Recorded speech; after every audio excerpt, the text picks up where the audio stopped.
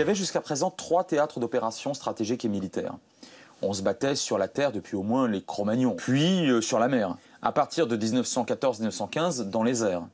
Maintenant, on se bat aussi sur le cyberespace dans les ordinateurs. Les Américains ont trouvé dans leur réseau électrique, qui est contrôlé à partir d'Internet, des armes chinoises qui étaient là depuis des années et qui auraient pu être réveillées à un moment en cas de conflit. La cyberguerre, la guerre de l'espace, les guerres d'armes autonomes ne sont pas régulées. Et donc, tout le monde peut se sentir autorisé à faire tout et n'importe quoi.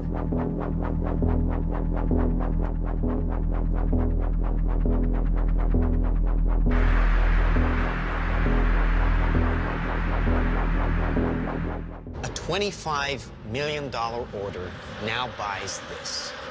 Enough to kill half a city. The bad half. Nuclear is obsolete. Take out your entire enemy, virtually risk-free.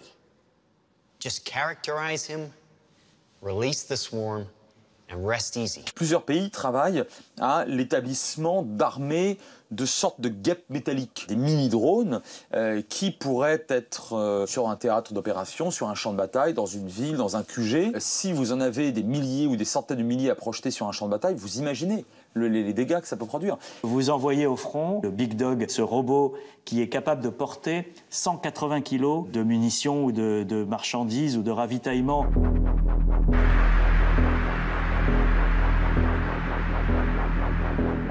L'arrivée de l'intelligence artificielle a surtout pour conséquence les nouveaux terrains qui sont apparus. L'espace. Les Américains ont nommé pour la première fois l'année dernière un chef d'état-major adjoint chargé de l'espace. On rend la banalisation de la mort absolument terrible et surtout la banalisation de la décision de donner la mort.